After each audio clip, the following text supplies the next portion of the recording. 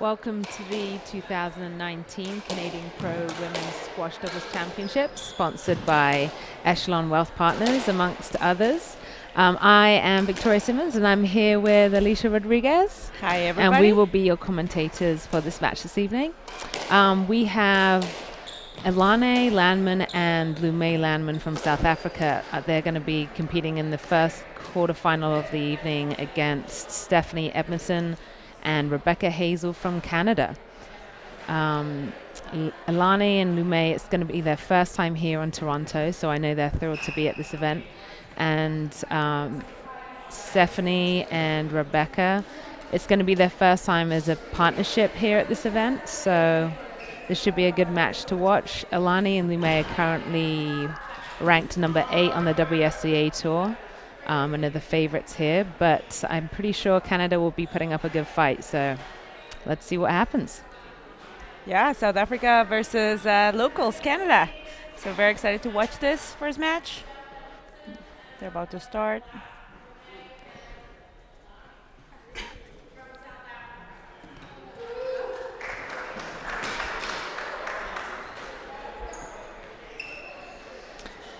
All right, so it looked like South Africans won the toss. Lume is going to be, you won't be able to tell the difference, I doubt, just watching them on the screen here, but Lume is on the right and Ilane is on the left. Rebecca is on the right and Stephanie is on the left for Canada. So it looks like Lume will be starting the match serving.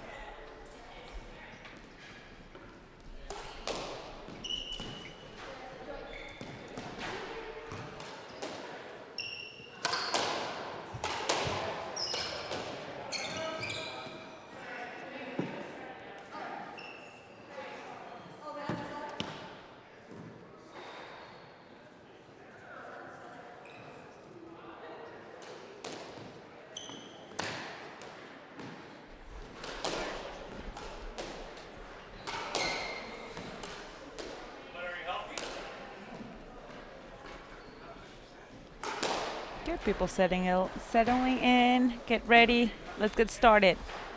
Let's go.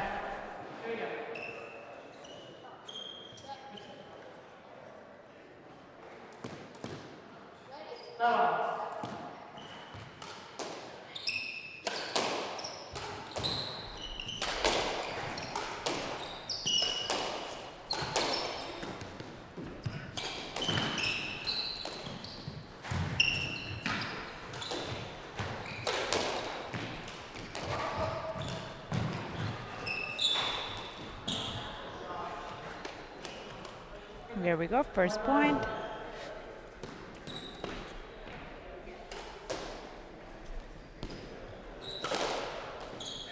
I think the key here is going to be confidence right out of the box, standing up on the court, getting in front of your opponent. Canadians really need to work hard at that against these two rapid South Africans. Yeah, South Africans there cover the court pretty well. Yep. I hope to see a little more shooting from the girls. There you go. Perfect.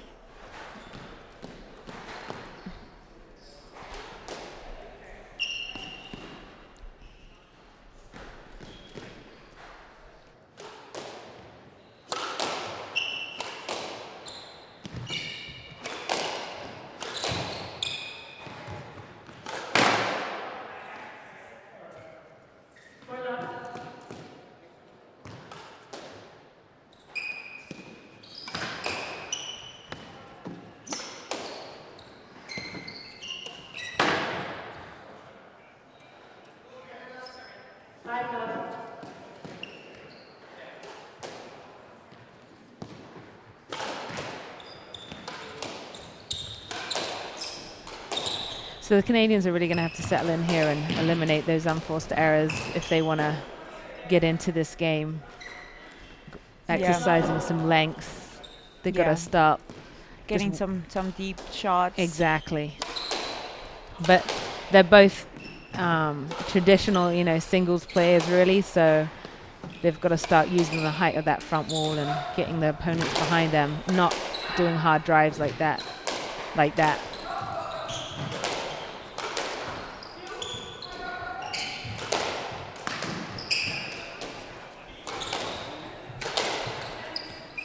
Yeah, it's a little scrappy here to start off with.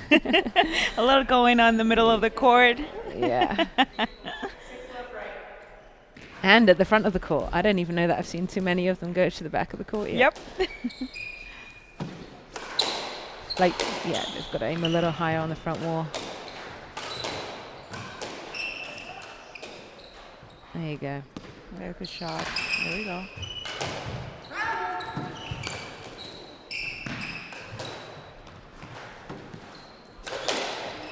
Oh, that's a nice shot. Good choice. Down the middle for their first point.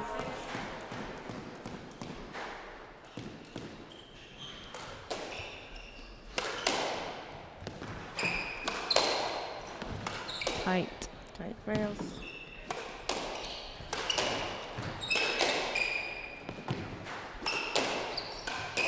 Oh, good shot. It's a good reach by Stephanie. Nice finish.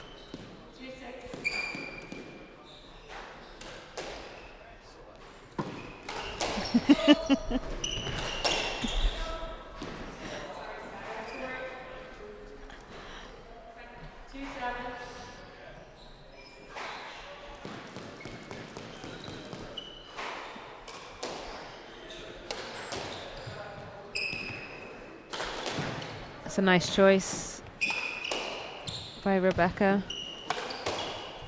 Still got to extend the rallies a little more so they can get comfortable.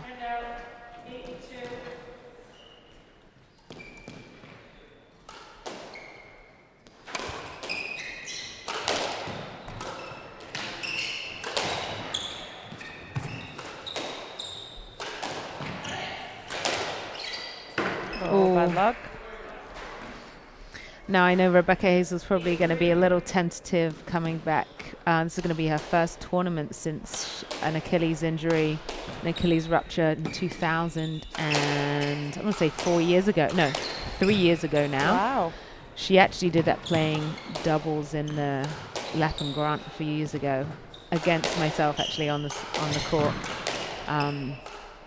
She definitely thought I kicked her in the heel and was not too happy with me. But then when her partner told her that I was nowhere near her, and then they realized that she had ripped her Achilles, it was a tough rehab for her as well. It didn't get it wasn't really sorted out first time around. So she's had a long road to recovery. So here we are. I think it's 3 years later, and it's great to see her back on court, fighting for it. They're getting back in this game here at 4-8.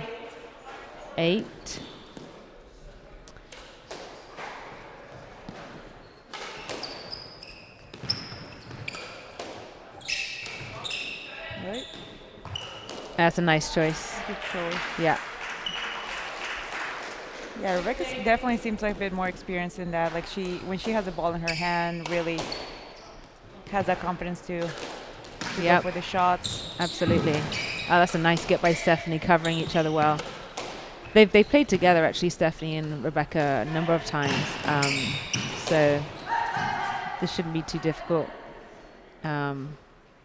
Figuring out that court coverage. There's a no-let there. Stephanie's not too happy with it. Let's see. Yeah, she wasn't in really any position to play that ball, so. And I don't think she was necessarily holding up for any other reason than she probably couldn't play a great shot from it, but let's see. Yeah, she could have got a racket on it. It's a little harsh.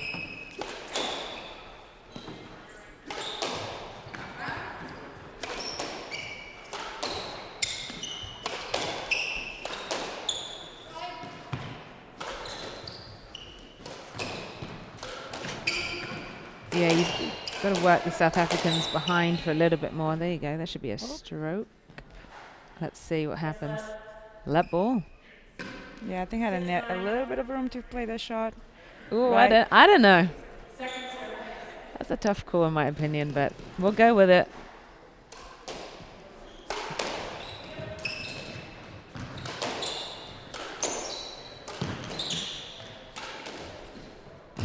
Oh, good shot. Great shot. Great reverse. Well, it appears that Canada have found their groove. It's a nice shot there. Nice reverse by Rebecca.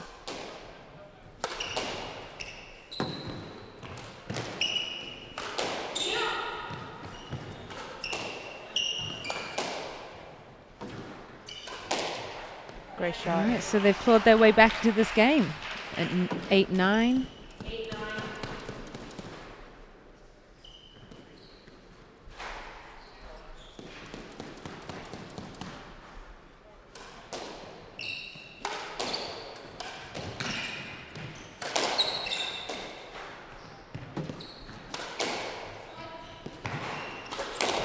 Oh, lucky nick there on that front wall.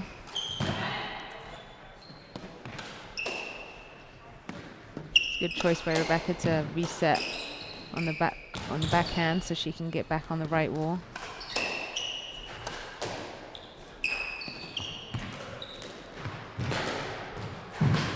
Oh, great shot. We were lucky there to get that ball. It's a beautiful get and a beautiful finish by Lumay.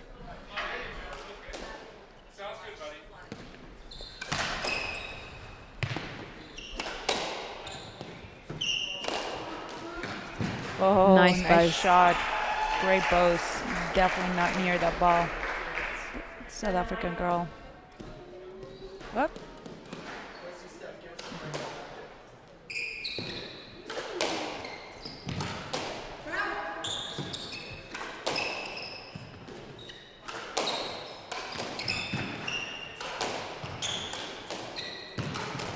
That's great. Yeah. Great reverse. It was set up pretty nicely for her, though. The Canadians have got to do a better job at getting that ball behind her.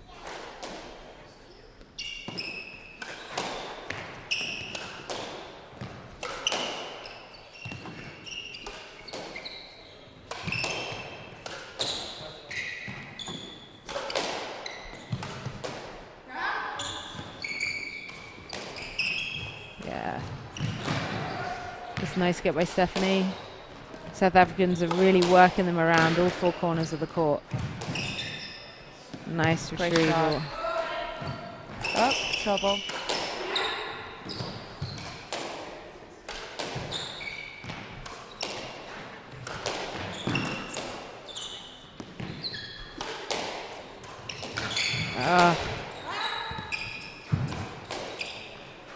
It's a great rally. It's ending in a let.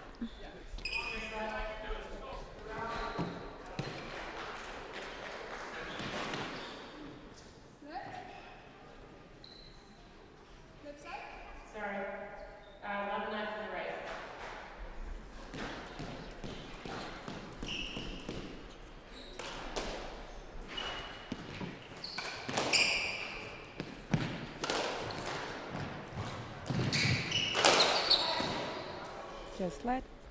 Just let. Number 9 right.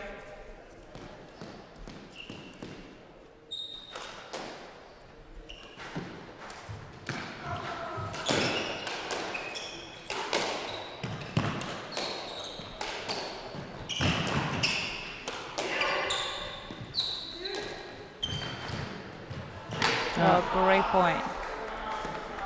Moving the ball around. They're doing a great job of opening that court up and finding those holes and make it look easy at the end there. Oh, beautiful get. Really good reach and a nice finish. She was off the ground when she hit it too.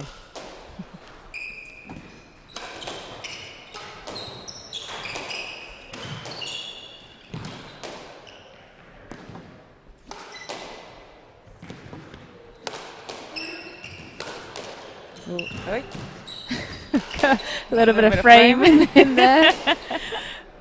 I heard it all the way in the commentary box. That's a nice finish by Ilani on the right there. Hard drive.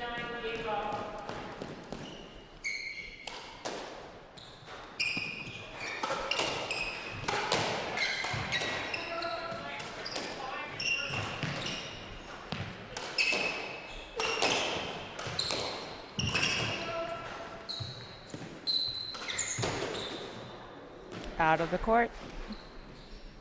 And out. 10-14. All right, so we'll see if there's anything left here for the Canadians to try and pull back into this game at 10-14 down. I think they've really Just got to start getting that height on the ball, as I said before, and start opening up the court a little bit to make some shots.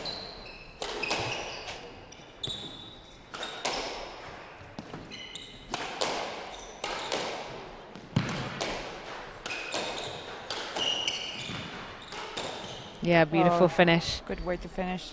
Great job by the South Africans, taking the first game 15-10. It looks like it's going to be a strong start for them, and they're going to look to continue that momentum into the next game. We will be back with you in 90 seconds.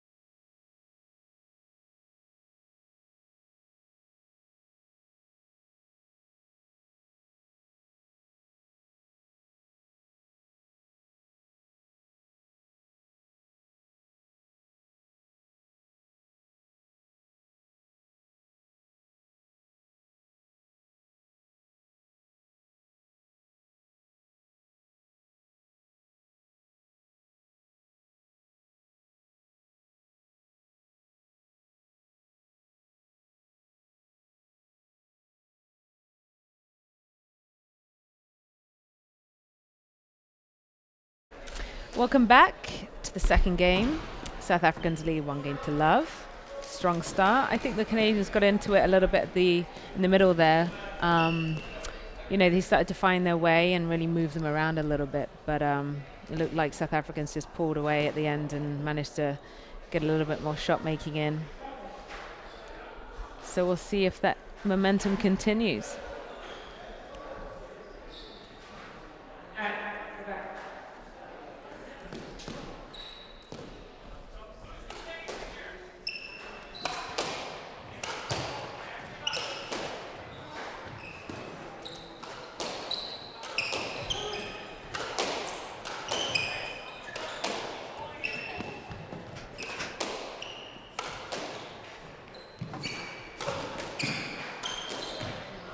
Oh, good reverse.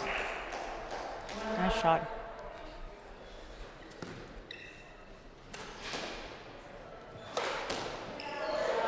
Oh, there we go. Touche. Payback. Well, Beautiful perfect. shot. Right in her racket. Very cool, calm, and collected as she delivered that one.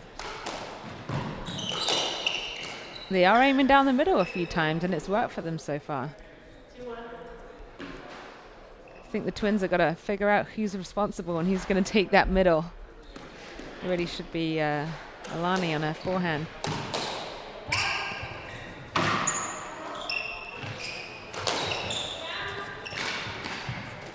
Oh, it's a good get. Oh, good fit. And a good finish by Lu Mei.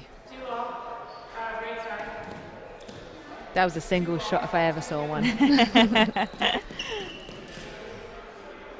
Sometimes they do work on a double score. Not always, but sometimes.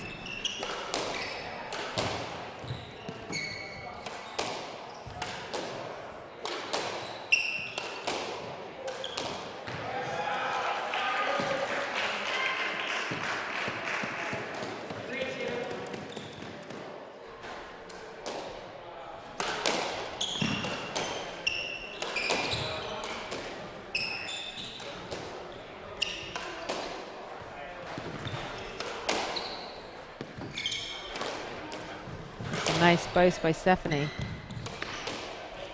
They are really working good, her good back and shot. forward though. Yeah. Exposing that front left corner as soon as they get her back.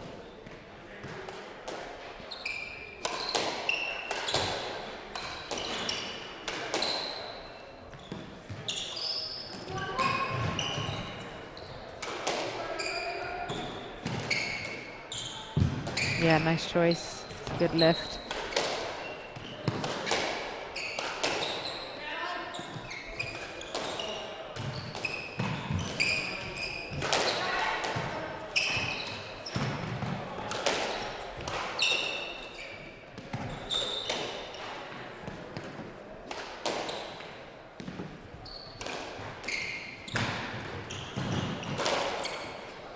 Oh, good That's a good shot. rally, and they worked hard to get that. I think they're going to have to keep working hard to win those rallies, but a nice finish there by Rebecca catching Lumé off guard.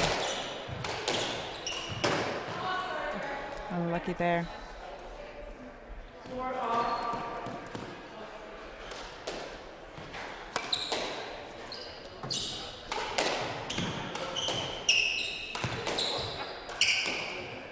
That's a great Great shot by shot. Stephanie. She's got incredible hands and was on display right there. Beautiful.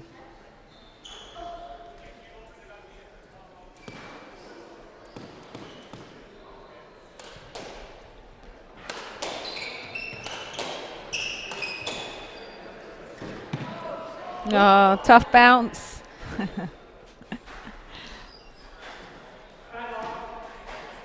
She was ready. Dope.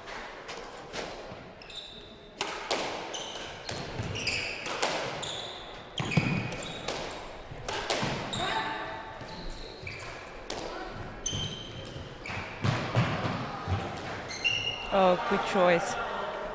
Good get from the Canadian, and then Elani picking up that shot, getting ready and putting in a ball away.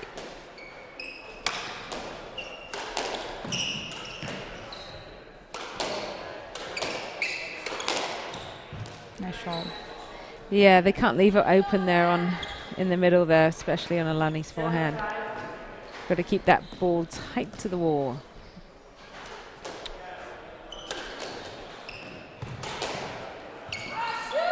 Good spot. Good cross court.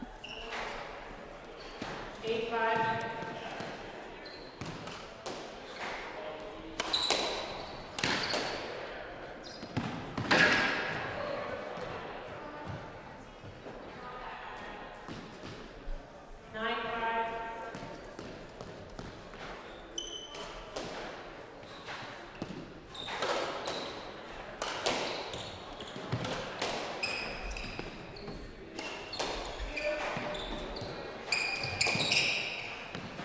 Oh, that's a good get.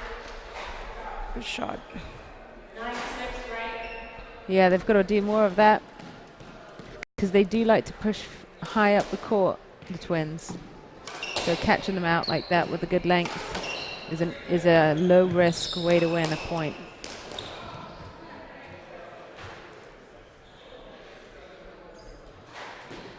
And out.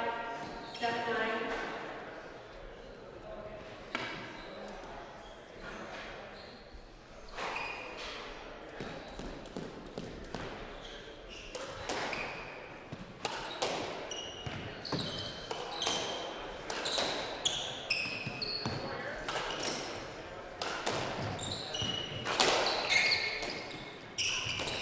Oh, well taken. Let's have a look at that. Stephanie sniper. 8-9. Beautiful shot into the neck.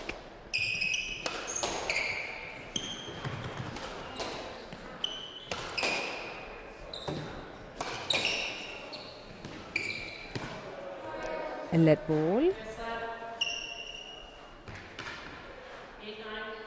8-9. Oi.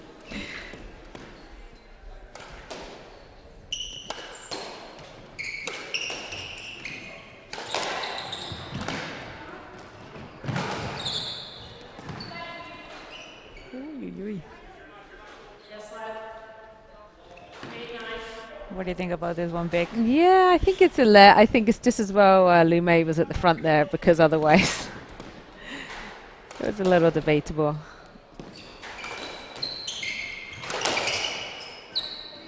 Another let.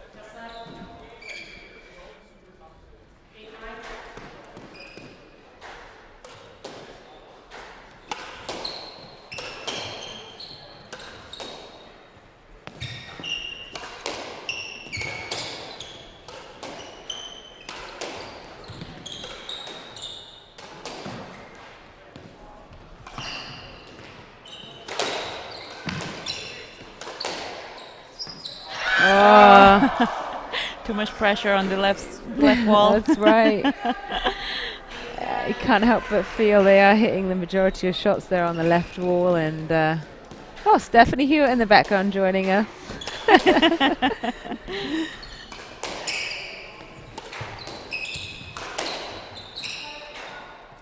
That's going to be another let.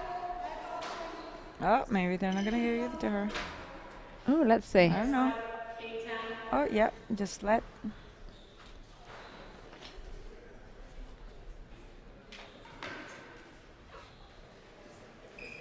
A10.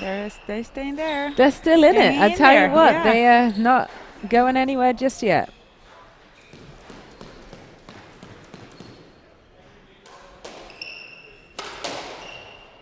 This is going to be an important game, though, to keep in this match, because if the South African twins get into this third game being 2-love up, they're going to feel super confident and want to close it out. So let's see if the Canadians can level it up. Oh, great shot. Not when they're playing like that. The South Africans did a great job. Alane closing that one down on the backhand. Rebecca covering for Stephanie. Vice versa. Yeah, the reset.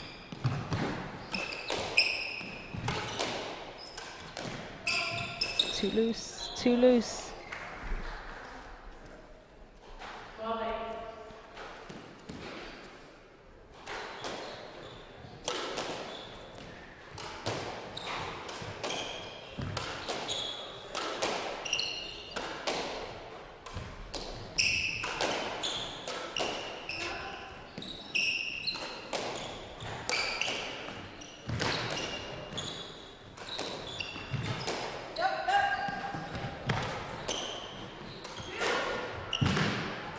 Oh, she got that back as well.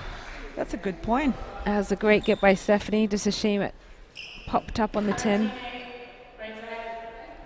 So 13-8 to the twins.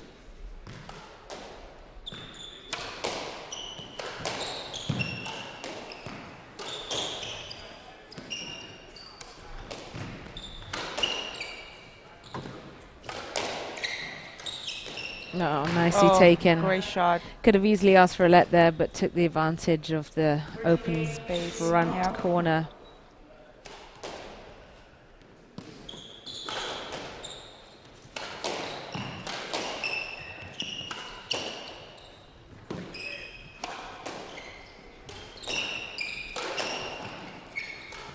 Oh, that's a great good shot. finish by Lu Mei. They are ready to go. It's 2-love now to the South African twins. And we'll join you back in 2 minutes after Steph's done her stretching.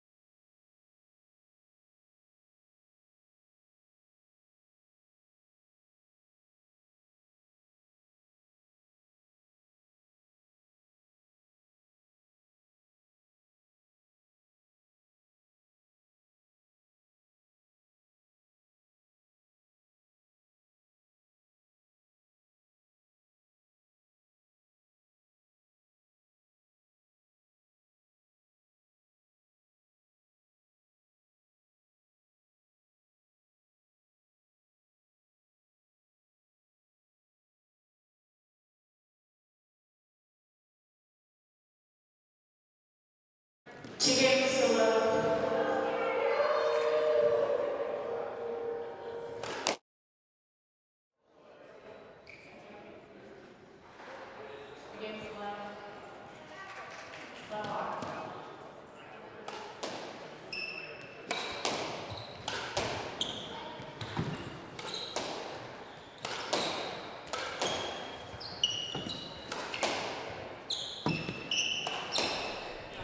And we're back. The first game of the third, the first point of the third game. Starting off with a good rally there. That's a good shot.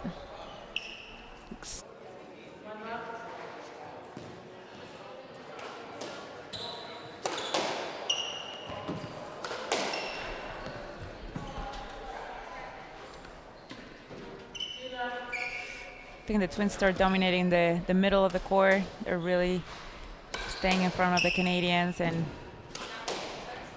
using the height a bit more, getting in front, shooting. It's good.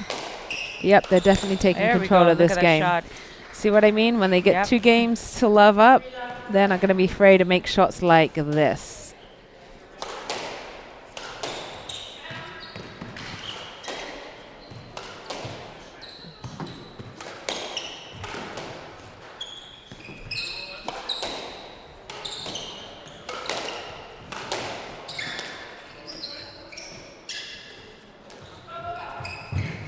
Oh, great get. Great hands. Beautiful get by Stephanie. See, they underestimate her sometimes. She is quite the retriever and can make finishes like that.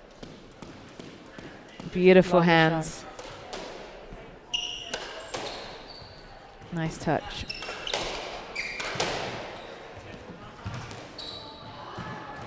Good depth there. That's a good length.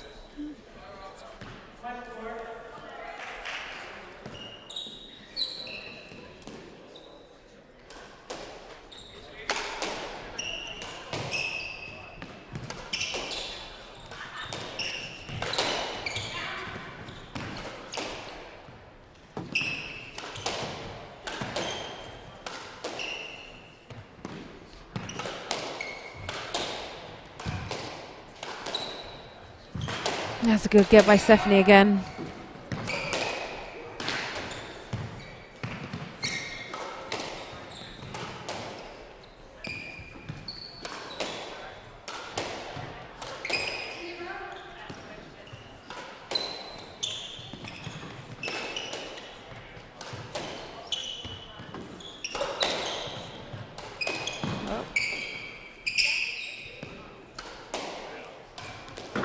Oh, unlucky. Oh, that was in? I'm not sure. I don't think so. I heard the 10. I thought it was 10-2. Yep.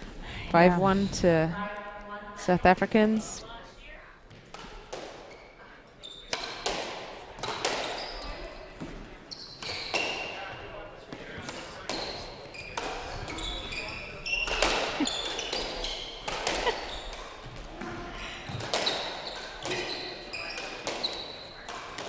Oh, putting a ball away. Great finish by shot. Stephanie. It's a great reverse from her backhand.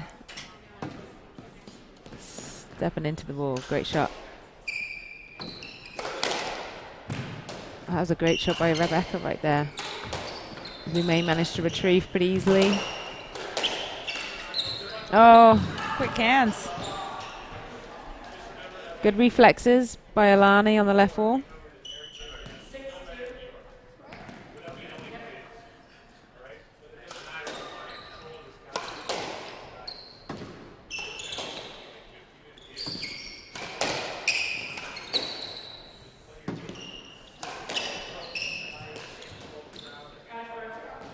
Out of the court.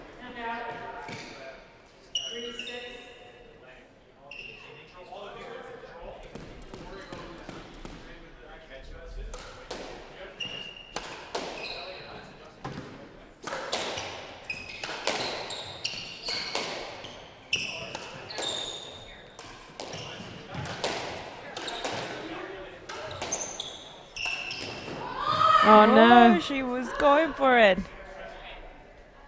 Believe me, if those shots are in, the twins are not near that ball. No, not at all. So she is going for it. It's the right shot to play, just couldn't execute. Oh, Out of the court. so there seems to be a couple of errors there that keeping the Canadians in the game at 4-7.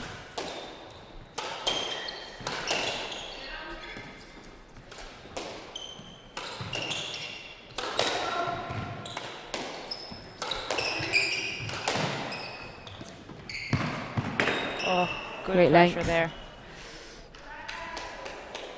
And now 8-4.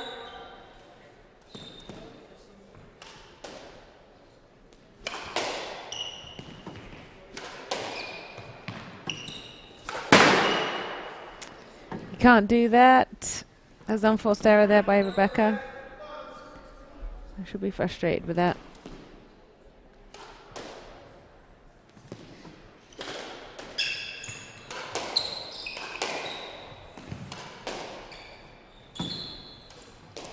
Oh, nice touch, great Stephanie. She's definitely doing a great job of finishing the rallies for the Canadian team. Some great shot making, but isn't quite enough at the moment.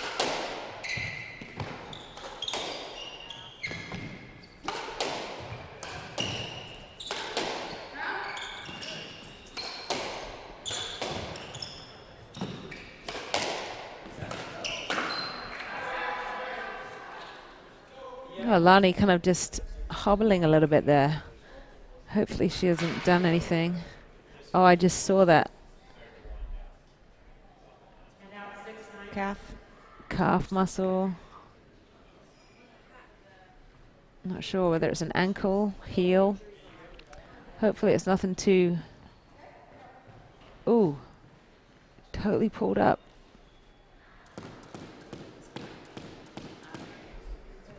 Hopefully nothing that a little bit of Advil and ice can't cure. Fingers crossed. A massage will help. A as well, massage, you know? yeah. Any excuse. This 6-10. Well, Yeah. they're going to be looking to close out this game pretty quick if she's not 100% on her ankle.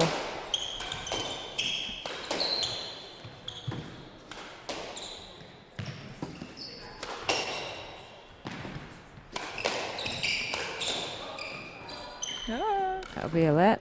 Yes, left. 6-10. Left. Second.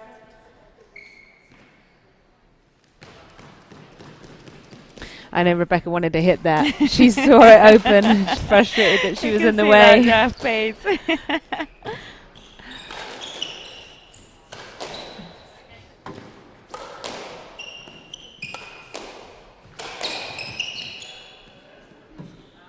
Just let.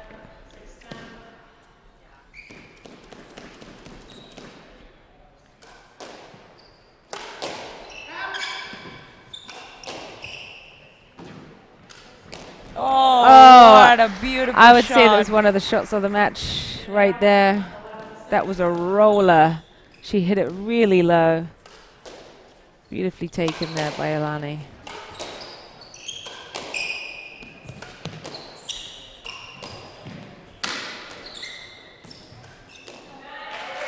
That's shot. it.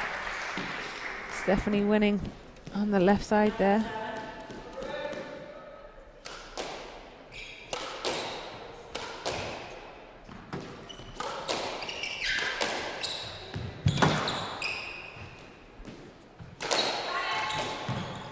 Nice volley, good hands.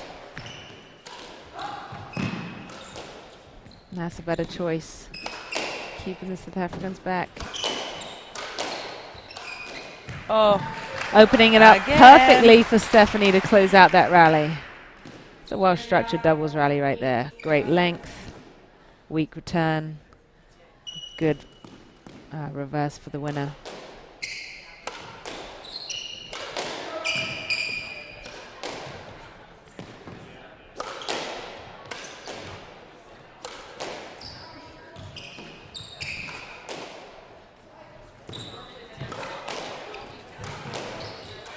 Nice reach there again. Oh, another error by Alani. They are back in this Bad game. luck. I'm telling you, each game has not been an outright win for the South Africans. The Canadians have been able to keep their hold on the game all the way. We're at 8-11 here. Rebecca serving from the left. 9-11 now.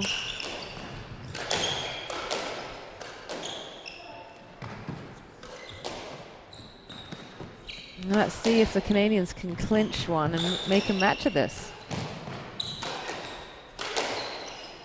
Oh, Oh, that's unfortunate. That's a difficult bounce coming right at her body. It's tough to know how to manage that.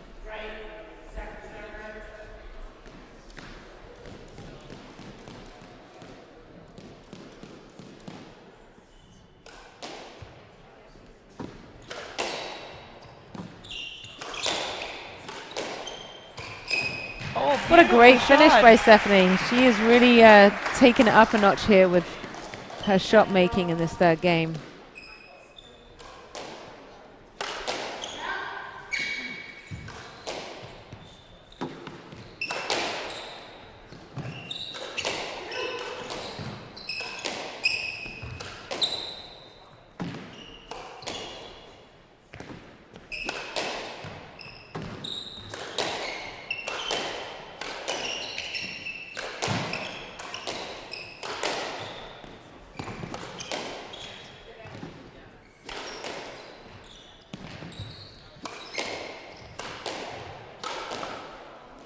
Oh, that's she went for it. unfortunate. Unlucky.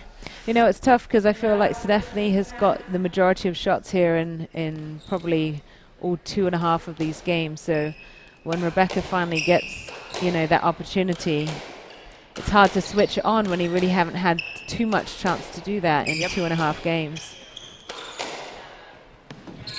Whereas on the reverse, Stephanie has seen a lot of balls and has warmed up nicely and is shooting really well now. Oh. Some errors there again by There we Alani, go. but they stay in the game. 13-11 South Africans. That's a good length.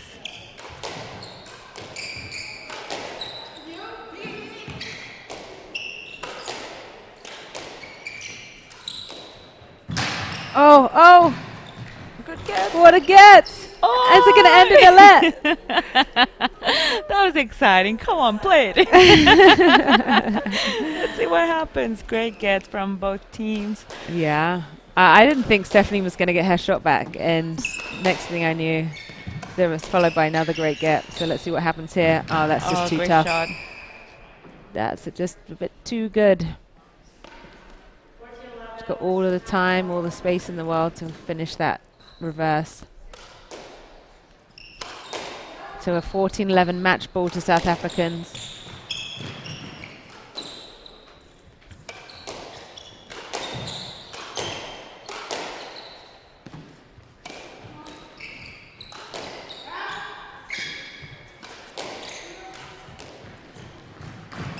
Oh, they're out of position here.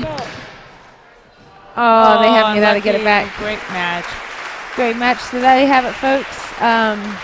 We have the first winners of our quarterfinals. South Africans will go through to the next round and play the winners of myself and Tash and Amy and her new partner, who I'm not sure that is yet. But stay with us. We are going to be live streaming the next quarterfinal, which will be Narelle Krizek and Stephanie Hewitt against Marnie and Julius McGowan. We'll be back with you in just a tick.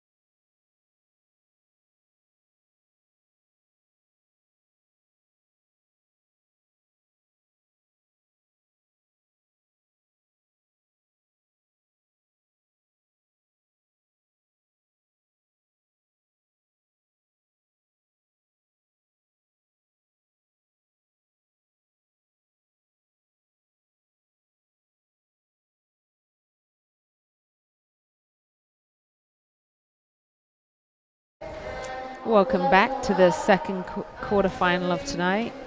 I'm here with Lonnie Landman, the recent victor of the first quarterfinal. So we'll be discussing a little bit about her match and how that went. But we're going to start watching the Canadians, Marnie and Gilas, take on Stephanie and Narelle. Stephanie's in blue on the right, Narelle in blue on the left. And Marnie is in black on the left, and Gilas is in black on the right. Level.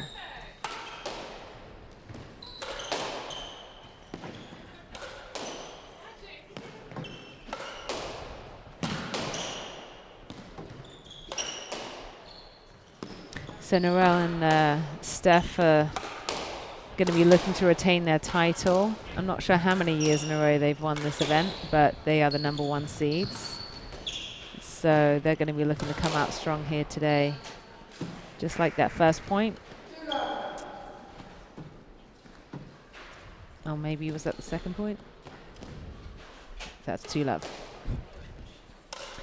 So Alani, how do you feel after taking that victory and doing it in a clean 3-0? What was your overall strategy kind of going out there and getting the win? Yeah, I mean, at first it was a little bit, just to get the nerves going and, get the feel of the court. And but once we figure out the game plan by keeping them in the back, the court started opening up for us a little bit more. And then that gave us the opportunity to start shooting. But yeah, I mean, they're a great team. It wasn't easy. But feeling pretty relieved to get through the first round, and looking forward to tomorrow. Wonderful. I mean, we thought just, watching it from here, we thought you did a great job of really capitalizing on taking those shots in when you needed to, and really working that ball in the rally, really making sure you're opening up the court and getting them deep, and then making that last shot look pretty easy, not too much pressure. So yeah, you did a great job there. We thought you played great, and I hope you're feeling okay. I know we saw you pull up a little bit at the end there in a shot where you maybe hurt your calf, was it? Yeah. What happened there? I got a little knock on the back of the calf. Luckily it's not too serious, but as we all know, that's quite sensitive once you get a little knee. That's right. Knee behind. But yeah, I mean, we had a great start tonight, and it's always fun to play with my sister. And and I think with the South Africans around, it makes it a lot easier. Yeah, there you go. You got a few cheerleaders in the crowd here. Yeah, that's all good. So it looks like Kryzek and Hewitt are off to a good start here with leading a few points ahead of the Canadians. Yeah, one thing I realized about the Canadians is you can never underestimate them. Yeah. They go out there hard and keep playing no matter what. Very competitive. I totally feel you on that. Yeah. Good shot. 2-6.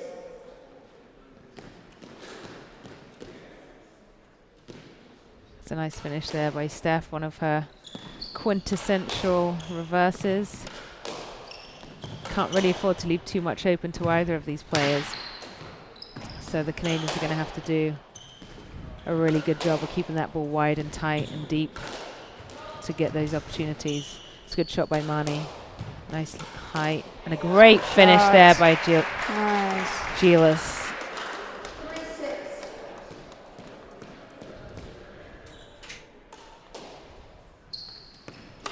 So it's your first time here in Toronto, Alani, and we're thrilled to have you at this event.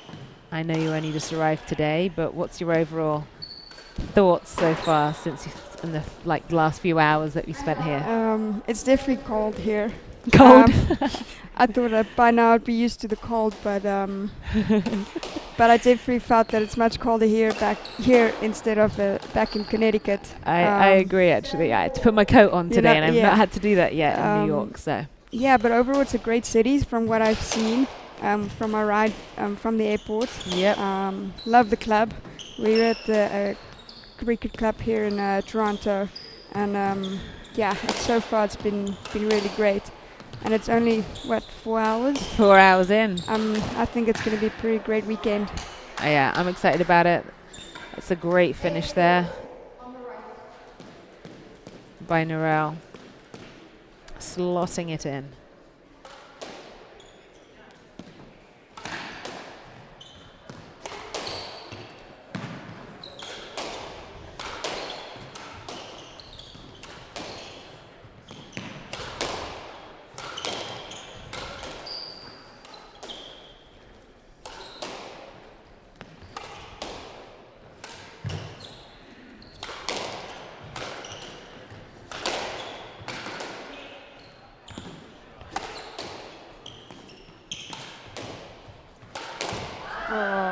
As I said earlier, there's not much you can leave open when you're playing against Stephanie and Narelle, and that is a prime example of that. Great finish by Stephanie.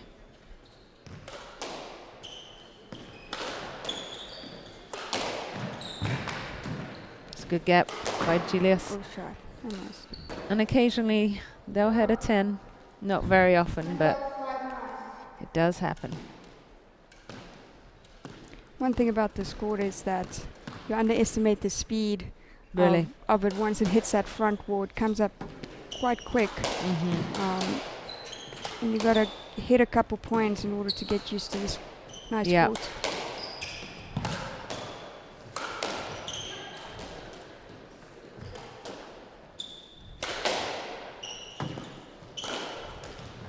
Oh, that's a great boast. Now, I know one person who is used to this court, and that would be Stephanie, seeing as it's her home court, so she seems pretty comfortable out there. Very businesslike.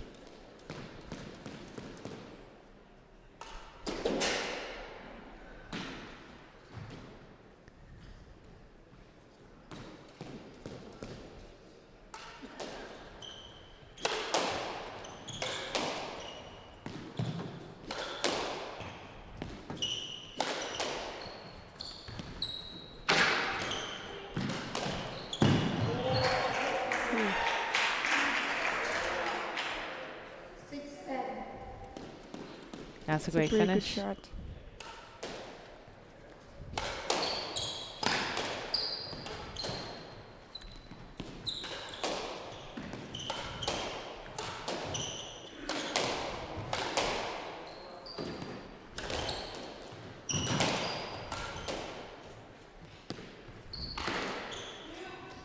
Oh, that did make the front wall.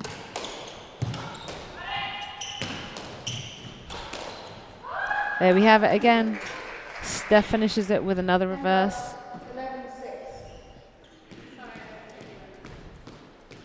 It's one thing with these experienced players, you can't afford giving them a loose shot because they will put you away. They will. Definitely.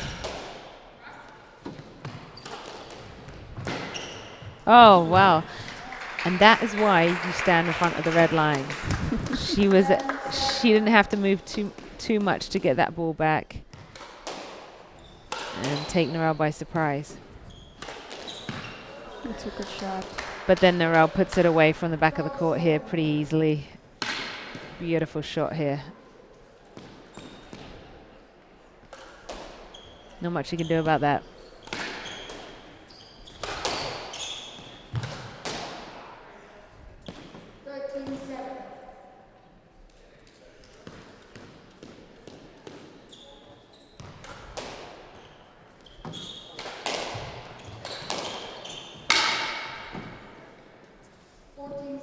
Game ball. 14-7 game ball.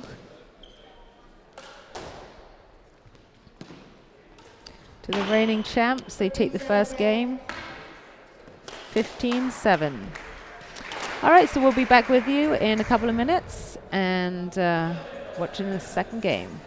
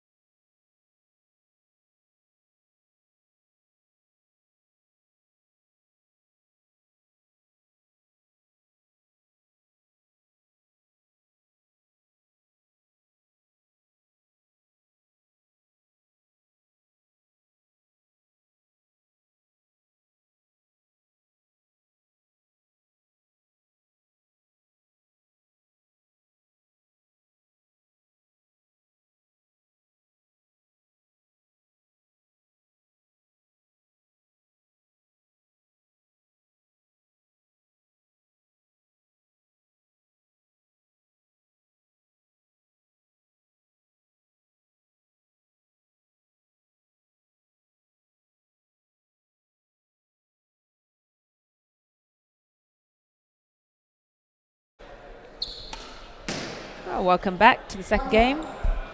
Kryzak and Hewitt lead 1-0. They're looking pretty comfortable out there. What do you think the Canadians have to do to try and get in this game, Alani? It's tough, but I mean, with the experienced team like this, all you're going to have to do is try and keep them in the back of the court. Yeah. Just waiting for them to make the mistake. I mean, you can't afford to hit any short shots, otherwise they're gonna put you away. Yeah, absolutely. I think at least force them to try and hit their winners from the back of the court, so it gives you that little bit more time to react. Yeah. And because we all know that they can both shoot from the back of the court as well. Yeah. But it's just a lot less threatening from back there than giving them these opening shots. Yeah, you're taking a lot of options away for them. But obviously, it's going to be a patient game with these girls, especially with Narelle and Steph. You don't want to give them any loose shots. Yeah.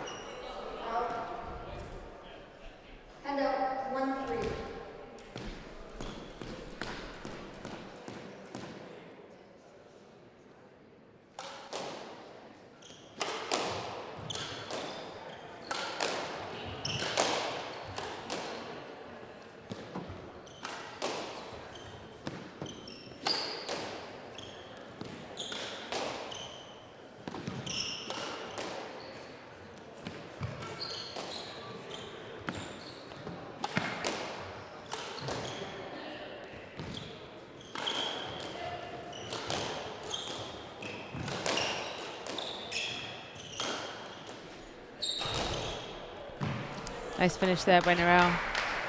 Very comfortable that far at the front of the court.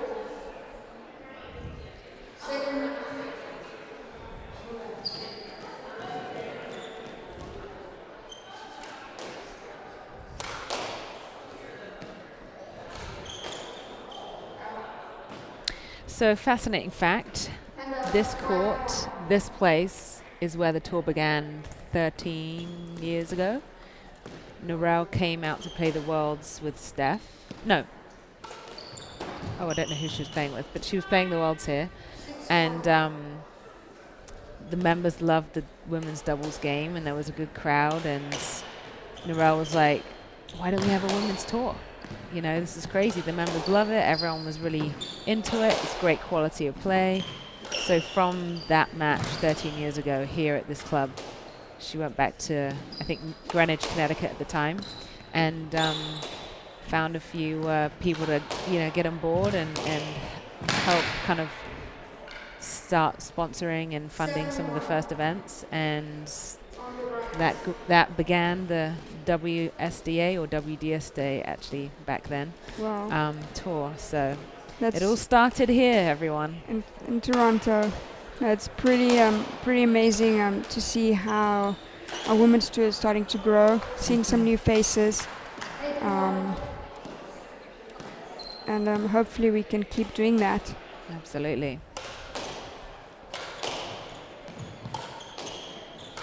So that's a great finish. If I understand correct, that this is the 4th year we're having this tournament? Yep.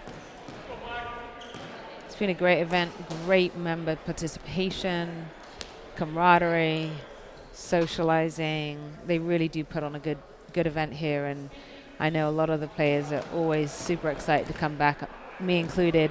I love coming back here every year. It's my 3rd year. Couldn't make the first one because I was having 2 kids, but twins. It's one of my favorites for sure. It's a good shot. So they're running away with this a little bit in the second game. I don't know whether Stephanie's got a train to catch or something, but it's 10-1, and they're making short work of this game.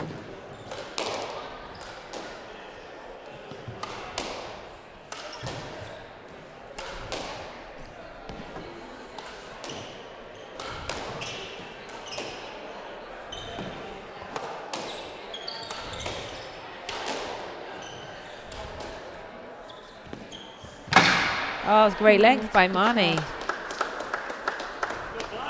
But that's what it's going to take. That's what it's going to take. A lot of patience, as you said, Lani. A lot of length. 14, 13 more of those. Yeah. I think it will do it. That's right.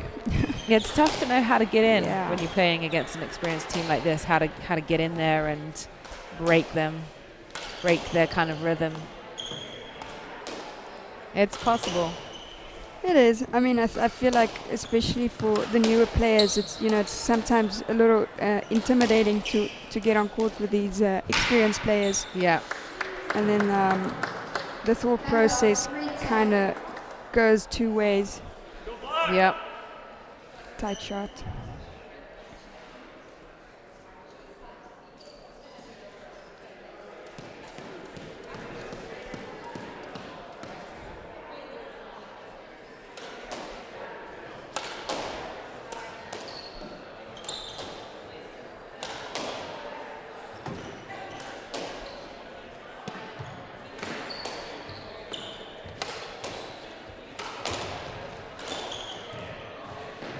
That's a nice finish by Stephanie. 3-wall boast. On the right. Gila's kind of encouraging her partner to try and get that one, but it was a bit too good.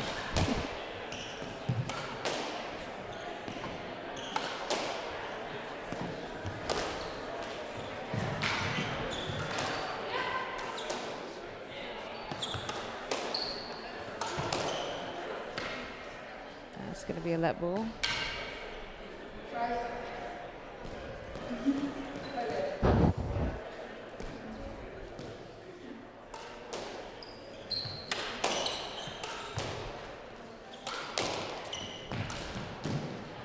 That's a surprising shot. Yeah. Caught Narelle on her back feet there.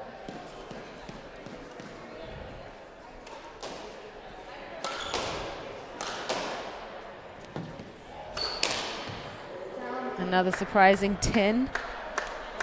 Doesn't happen often, but it feels good when it does when you're playing again. When you see her hit them. I feel like one more. Nick after nick after nick, and you're like, she is human. I'm assuming that hit the 10, right? Okay. It did.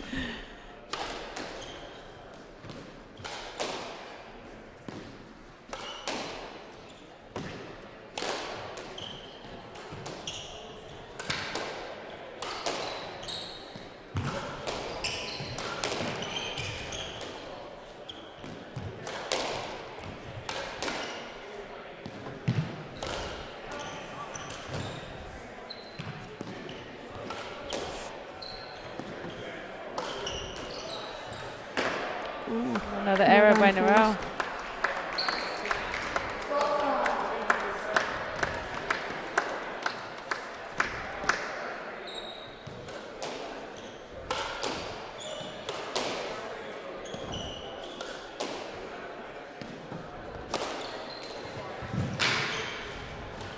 Julius is doing some great retrieving at the front of the court.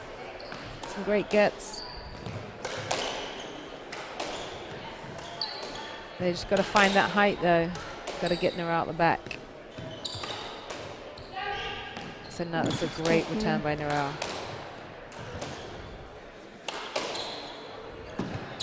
Oh, tough bounce. Good length.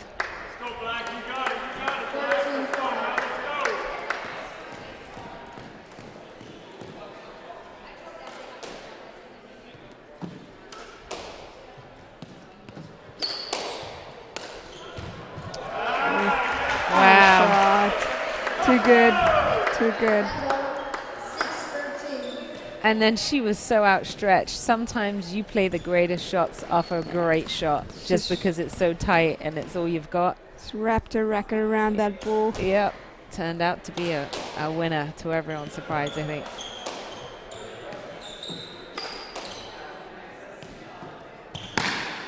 That's a good length again. They're getting her in that corner. So game ball to Narelle and Stephanie.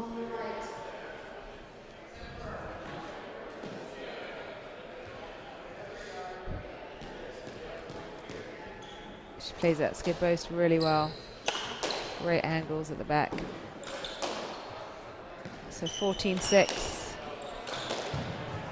And it's not over yet. That was a great finish by Gilas. That ball popped out there from Stephanie. She took full advantage of it.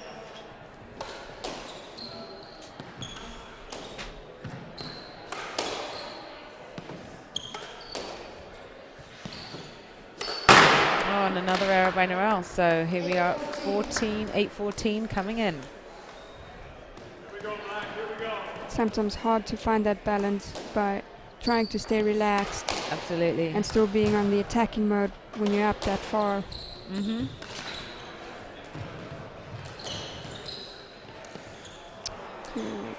And that'll be it. 15-8 to Narelle and Steph. They'll be taking a break, collecting their thoughts, and we'll be back with you in 2 minutes.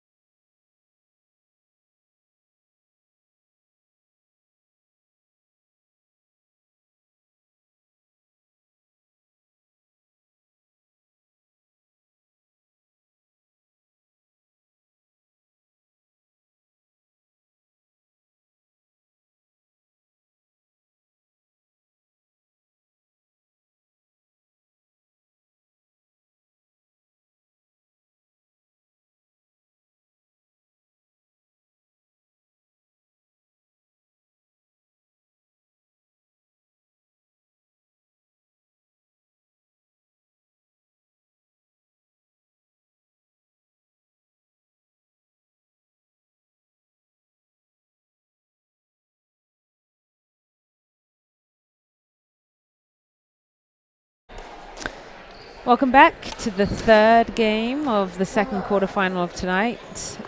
Narelle and Steph lead 2-0, and let's see if they close this one up in 3, or whether the Canadians can find a way to get in this game.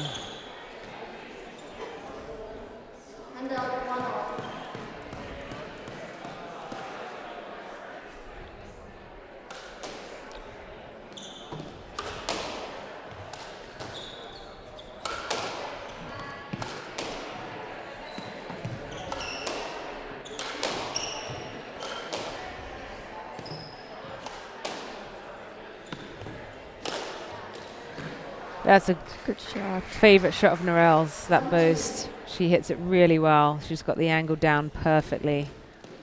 So tough to get back, even when you see it coming. It's just, even when you're up there, still sometimes not much you can do about it when it hits that neck. Nothing at all. Just got to look at it. And cry. Away. Next time. Oh. Unforced error there by Stephanie. Probably wasn't the best shot at choice, given that her opponent was right there, but with 2-2 here in the third game.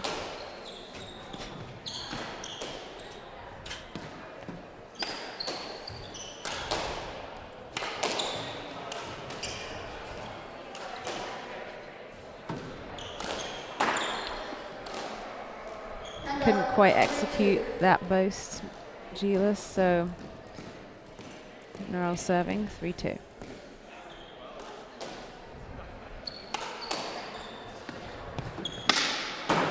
Good length.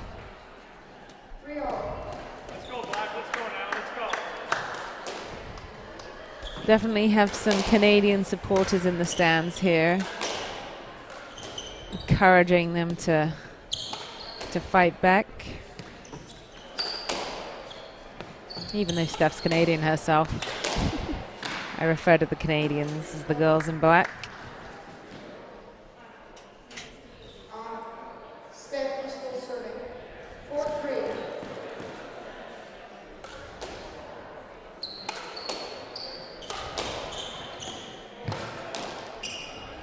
That's a very tight shot. It's a tough one to get back.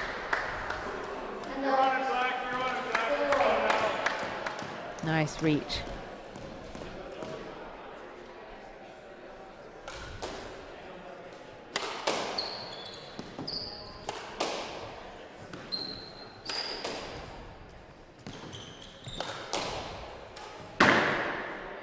Just a little bit too casual there, Narelle. Gotta stay focused. Just kind of to get at that relaxing zone a little bit.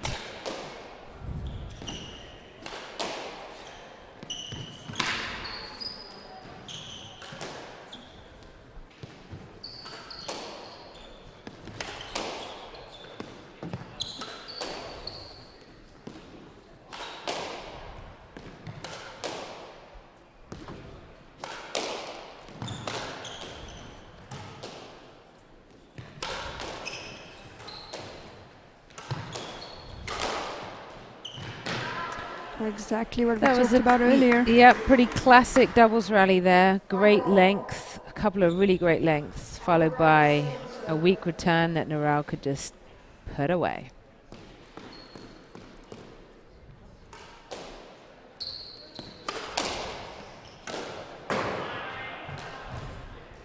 And up 6-5.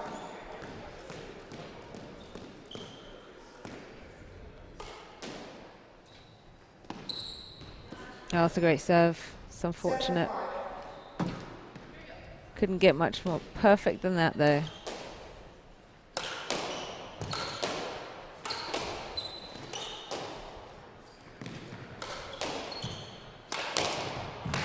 There. Steph, that's going to be down. I thought that was down, right? Yeah, throw those down. 8-5. Once again, that's one One of bounce. Well, Yeah, you've got that after all. close. Didn't get that one though.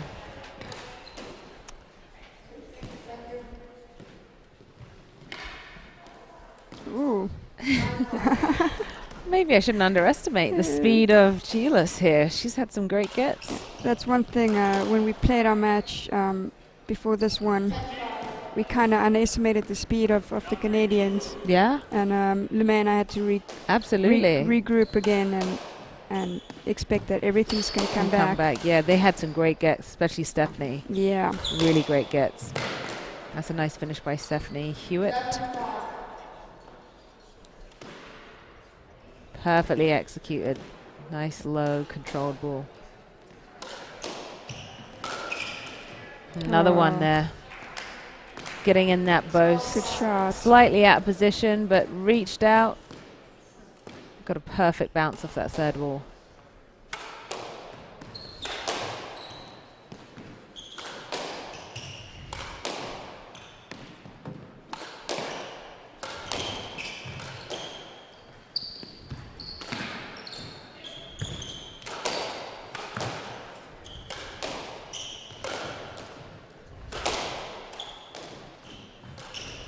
Yeah, great finish. Shot. So you can't play around with the Canadians at the front either, because if Julius is on court, she will put it away.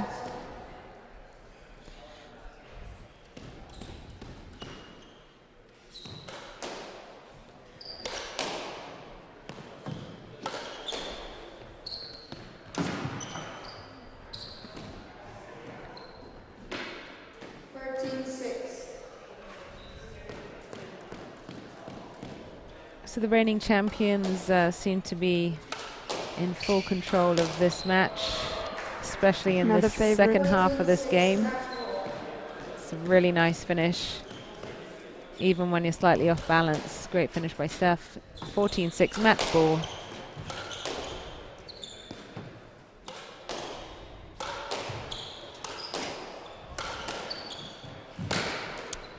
And that will be good the finish. end. So Stephanie and Narelle are through to the semi-finals. That was a very quick and efficient game by them. They wouldn't have exhausted themselves too much with all the pro-ams and everything they have to play tomorrow, so I'm sure they'll be eager to get on court for their semis. Thanks for joining me, Ilani. Yeah, thanks for having me. We will be back for the third quarterfinal in just a few minutes. Stick around.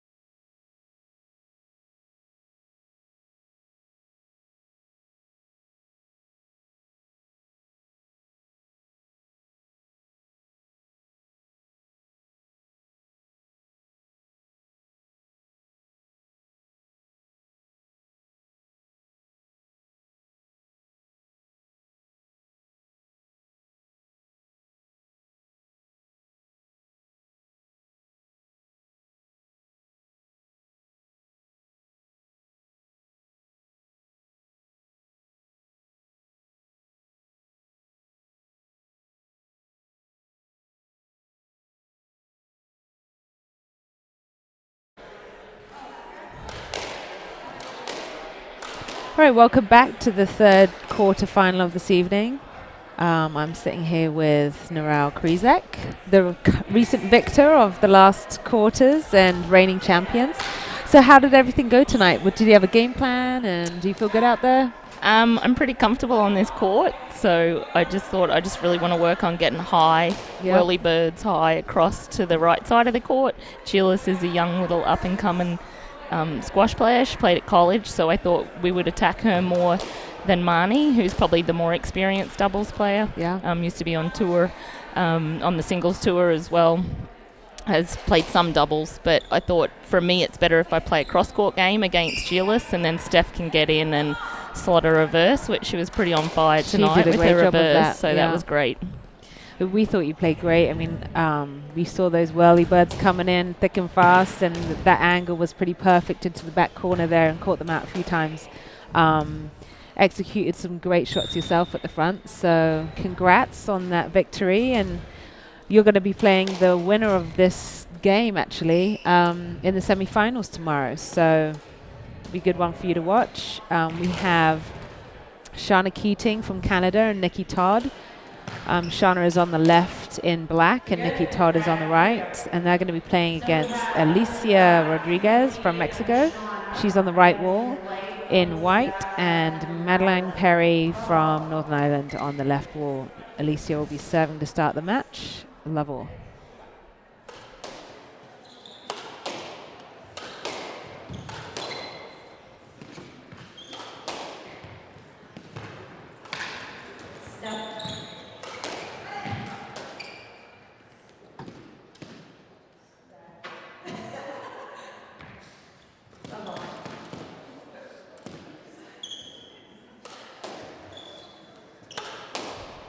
So this will be an interesting matchup.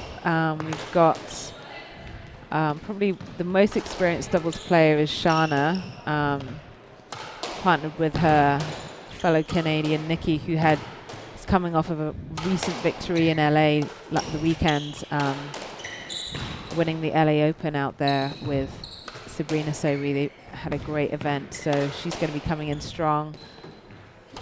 I'm not sure that Alicia and Madeline have ever played together, but they're in their own rights great doubles players and fearless, and will be eager to start this strong as Alicia just did, with a winner there at the front right, looking for the crowd to get behind her a little bit.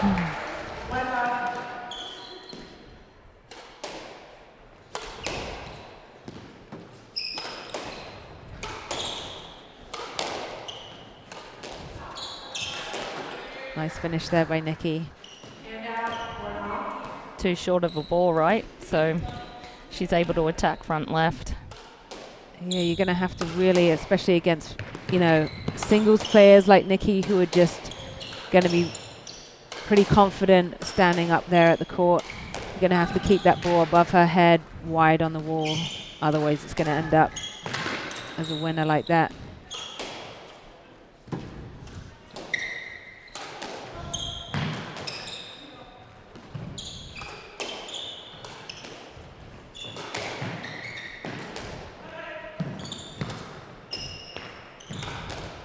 Yeah, that was a great decision by Shauna. When she saw that Alicia came back to cover, she knew that she was probably going to be eager to run back to the right side and put that reverse in, but no one was there.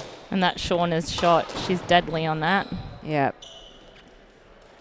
And I was going to say she's pretty comfortable on this court as well. She won a world title with Steph a few years back when Canada hosted.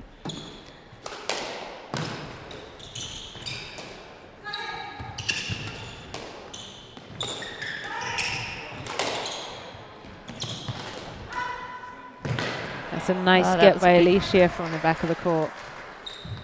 She was the one that was struggling there with that great length and managed to hit a great shot off of a good shot.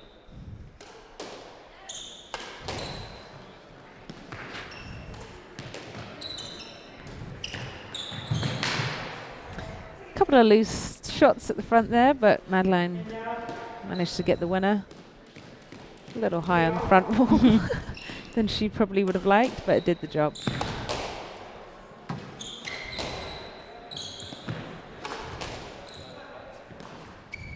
That's the tough thing, actually, coming from the singles court to the doubles court, is playing those drop shots. I know I had a hard time, and you always actually gave me some great advice and just kind of taught me how to close my racket face a little bit more and not swing at it so much. Oh, that is a volley and a half.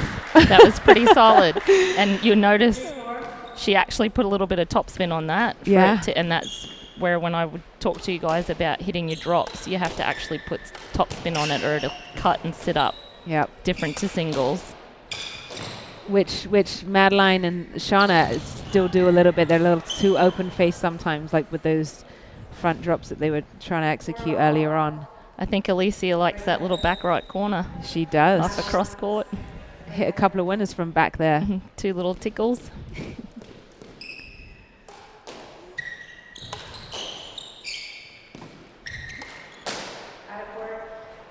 And then one just out, unforced error, unfortunately. So we've got an even start to this game. 5-4. Canadians are in the lead by a hair. Oh, that's a great shot again by Alicia.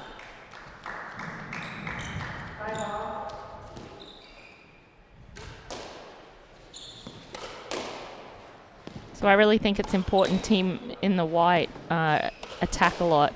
I don't really think they want to be getting into too many long rallies with the girls. Nikki, that singles player, will stay in there forever. For days. And anytime she gets a short ball like that. So as soon as white gets an opportunity, they have to execute and try to hit a winner right away. Yeah, I couldn't agree more. I just came away from losing to Nikki last weekend, and it's kind of a difficult thing to get your head around, really. You know, you don't want to get in those long rallies at all, but then the pace of the game makes it intimidating to shoot, but you got to do it.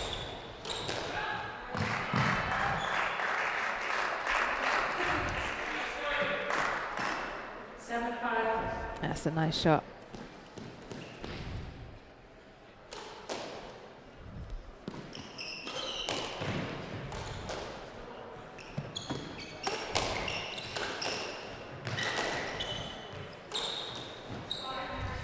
That's going to be a big no-no zone for them, is that front right corner. Well, you just look how far up in the court Nikki is, right? So she has all day to figure out which corner she's actually going to hit to. Too many choices.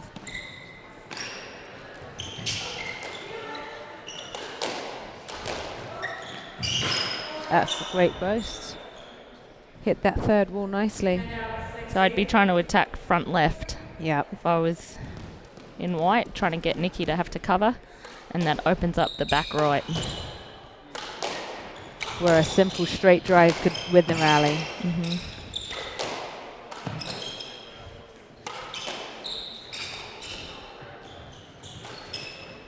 Nice hands by Madeline.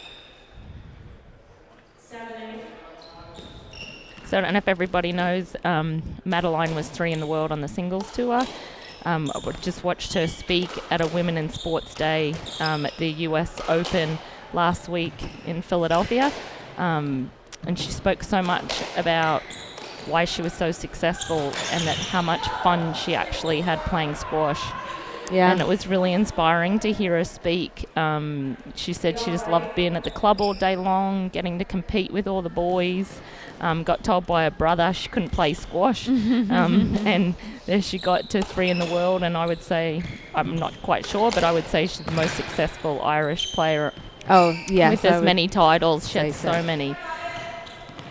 And so it's great that after she's retired, she can transition into playing doubles. Yeah, it's a great opportunity for her to keep that competitive spirit going that she clearly loves so much.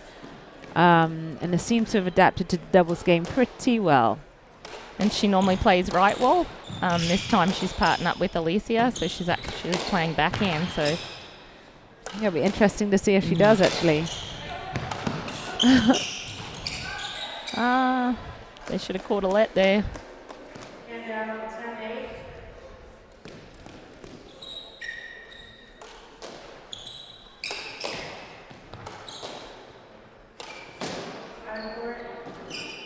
Yeah, just leaning back and not really stepping into that shot at all, really.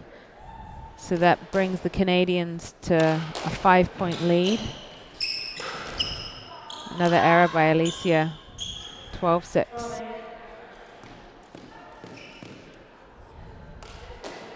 So the crazy thing with doubles, though, it's such spurts. A lot of times it could be a 5-point run from another team, and then you think you got it in the bag, and then all of a sudden you lose 5 points in a row. So let's see if White can get back in this. Yeah, we've all been there on both ends of that. Yes, we have.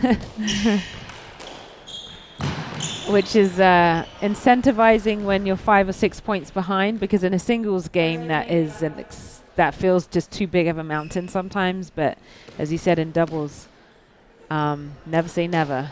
There's always a way back. Well, I was just touching on that Shauna won a world title on this court, and it was actually against me and my sister Tash. Yeah. And we were up 2-love and had a great run in the third, and then they just clawed their way back in. And unbelievable. Yeah. So, not the best memory for you, but... No, but I've also won a world title with Steph, so I can't complain. Exactly. Would love to have won one with my sister, though. I hear ya. That would have been a good one. Yeah, that's what Lacey's got to do, is work Nikki to the back of that court.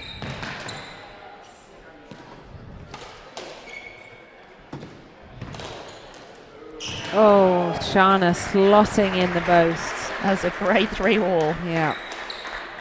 A little too loose off that back wall, gave her too much angle. No one was getting that back.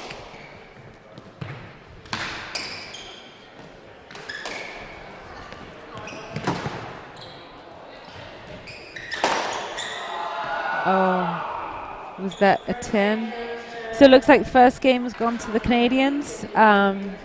They always seem to have the edge there, and I think White have got to figure out what their game plan is to get in this. It's 15-6 in the end, so they've got to re-strategize, and we'll be back with you in 2 minutes. Stick around.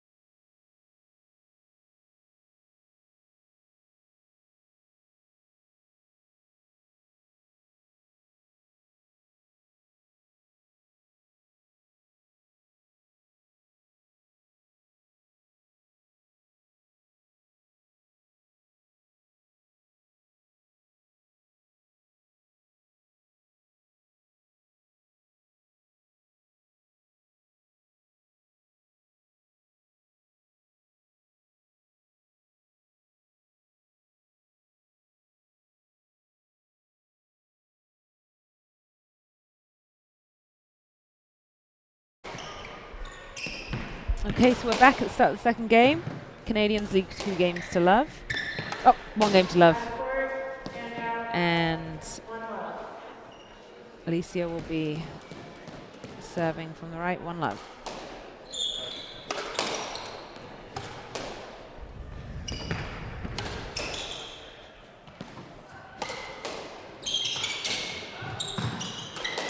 see if they do anything a little bit differently here.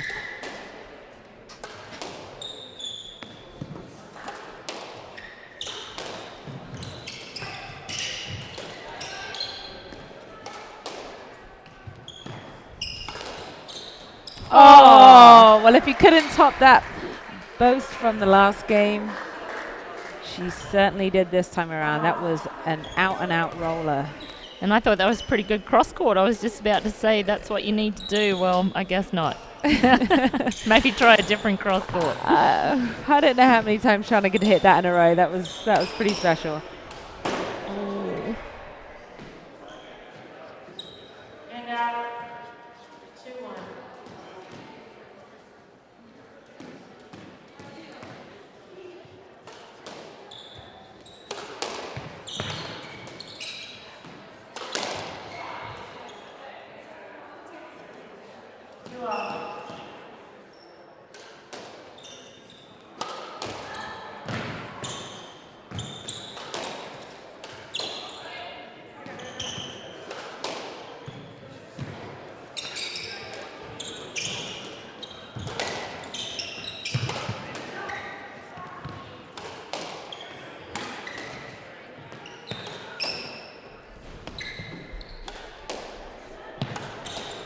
Here's a good long rally by everybody.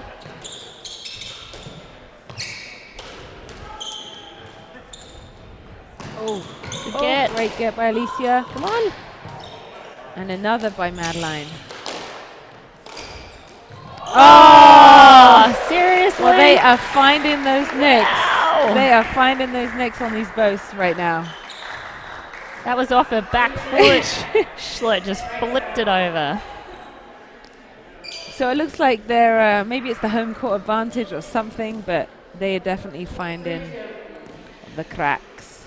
Well, the fun part about coming up here and competing is that, well, it's fun if you're Canadian, but is how great the crowds are. They really get behind their country and support each other, and if you're obviously not from this country, then it's hard. Yeah, it's a little different, but you know, I don't know about you, Narelle, but even if they're not cheering for me, I do love a big crowd, and sometimes when they're not, it almost spurs me on that a little bit more. Absolutely. You want to prove a little point. I'll show them.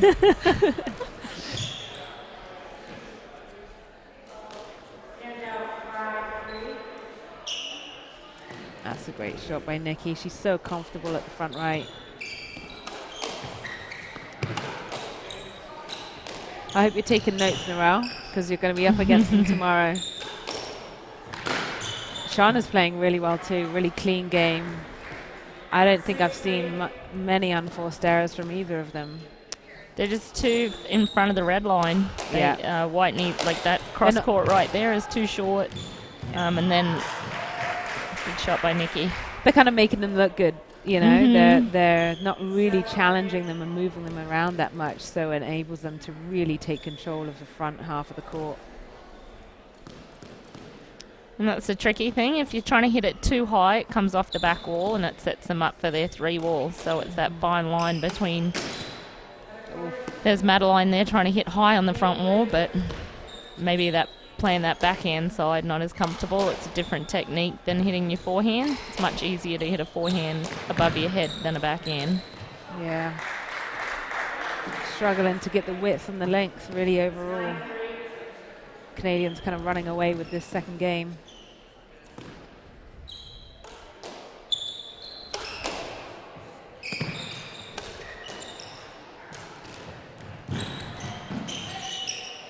Ooh. I guess that'll be a let ball.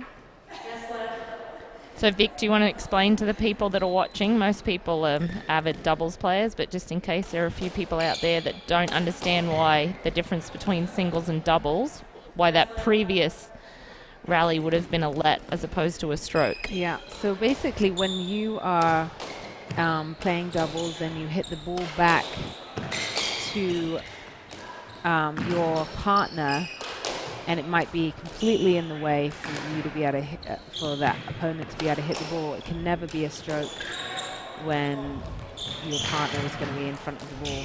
If you hit it back to yourself, oh, but when it touches you like that, that's definitely a stroke. There's, And that was a good get. yeah. Alicia couldn't really do too much about that. But basically, the basic concept is if you hit the ball back to yourself, it's going to be a stroke. But if you hit the ball back and it goes into your partner or not touches her but is in the way of your partner, there can never be a stroke because they can't really predict what you're doing on there. So unfortunately, the white team right now, they're just let Shauna and Nikki just get ahead too much.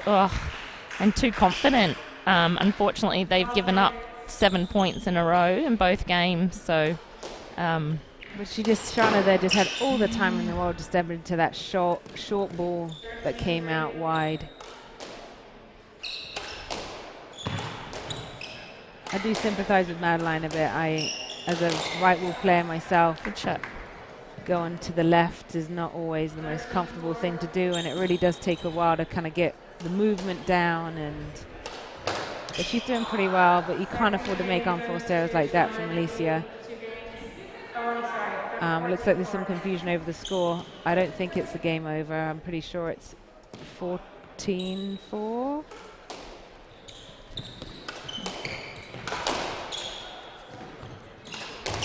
Wow, okay, maybe it's not over. This is going to be a comeback of the century at 5:14, but that's a beautiful great shot.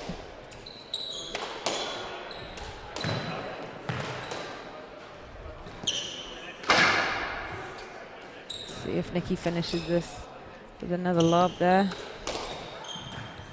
Oh.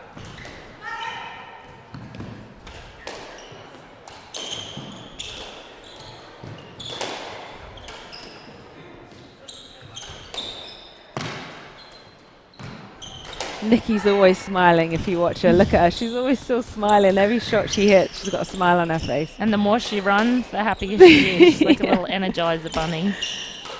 This is a great rally, actually. Oh, they see on her forehand where she's meant to be. She's like, finally, I get to hit one. And I'm going to make it worth it. Mm-hmm. It's that old ink, like the David Pearson with that drop in there. Little poke. Oh, try to do it again.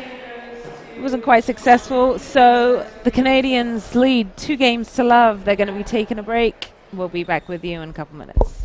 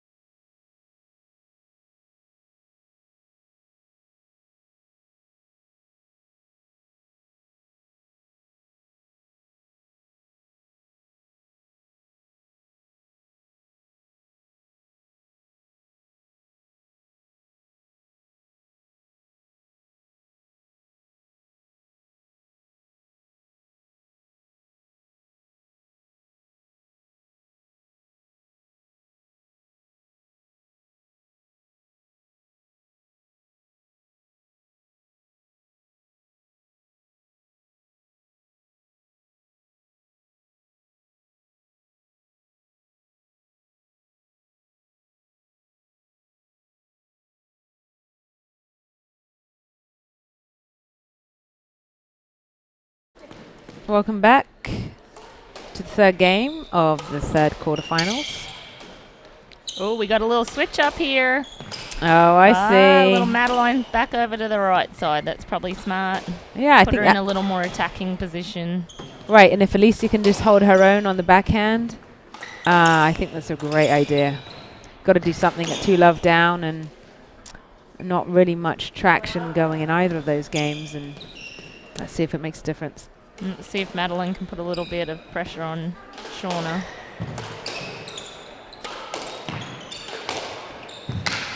That's a good shot. Shauna's playing well tonight.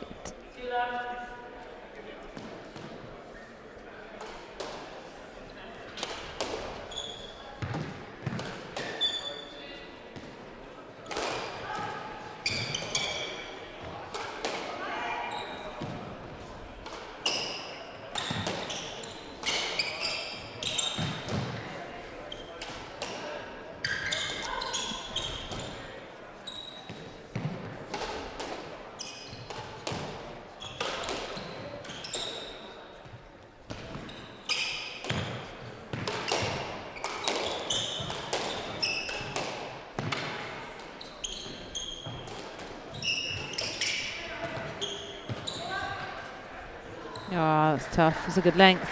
Good rally.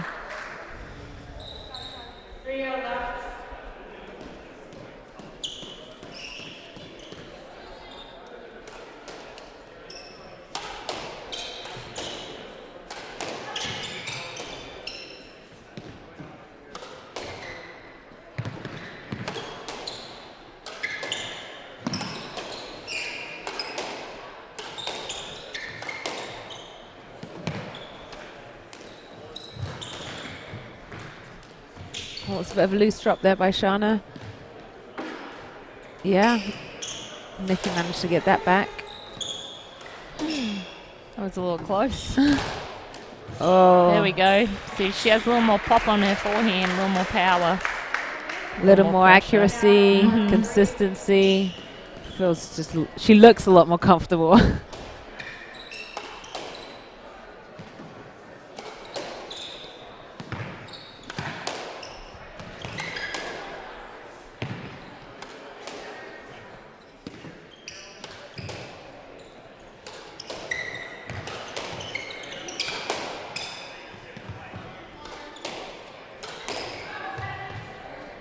So that would be a let ball.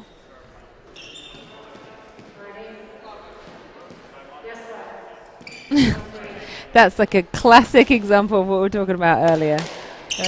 That should be used. Replay of the point. Yeah. 1-3 here.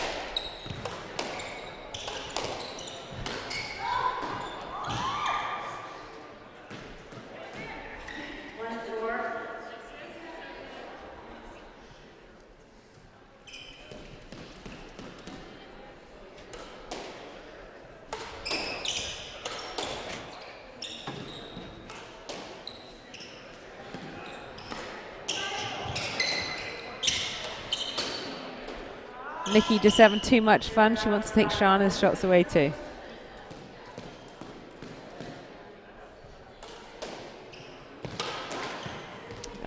Okay, White's got to keep him right here. Again, they've just lost too many points in a row too quickly. Too many unforced errors. Yeah. Didn't need to go for that. And another. She's getting frustrated.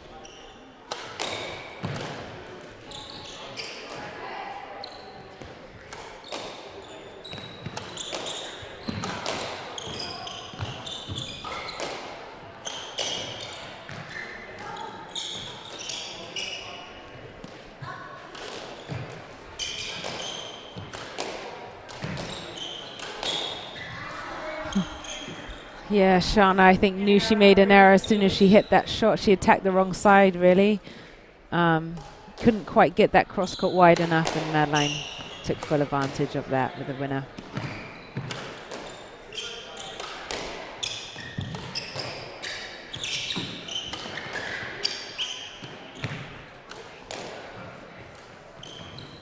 Oh, nice touch. Roller.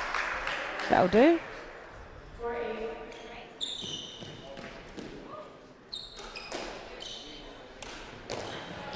Oh, and then Nikki just casually slots another one in.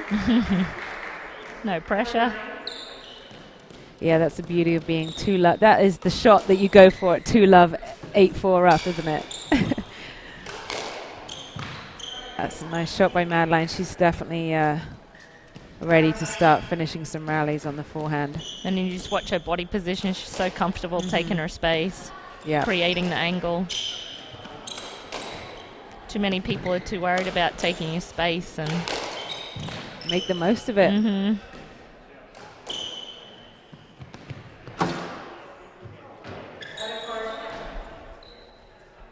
All right, see if they can get back in this. 6-9. They seem to be slowly figuring it out. I think this is a better choice for them with Madeline on the right wall. I think that Alicia's just got to keep that ball deep, high and wide, open it up for Madeline to finish, and see if we can get a match here. Oh, good shot. Shooting from the back of the court. You can do it. And now 10-6.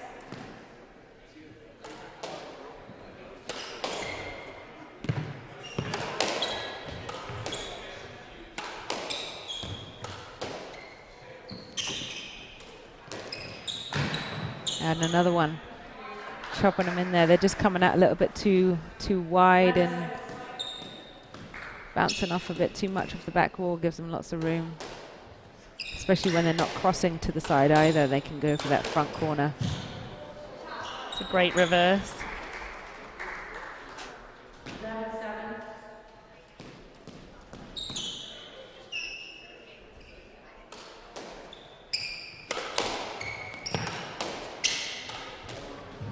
Oh, nice by Alicia. Alicia's like, look at me, I did it. I can play backhand too.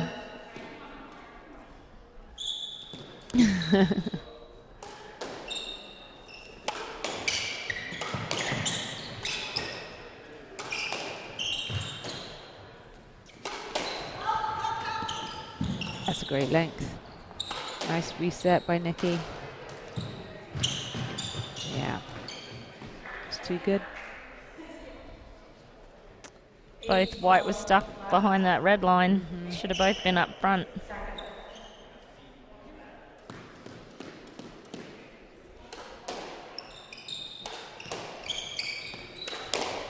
That's a nice finish by Alicia. They're still in it. It's 9-12. It's a big point. Yeah, this is really where the match is going to get decided here. If white can stick with this and put some pressure on. Oof. Oh, that's Madeline's ball there. She was so far behind, I don't think Alicia thought she was anywhere near and kind of messed it up.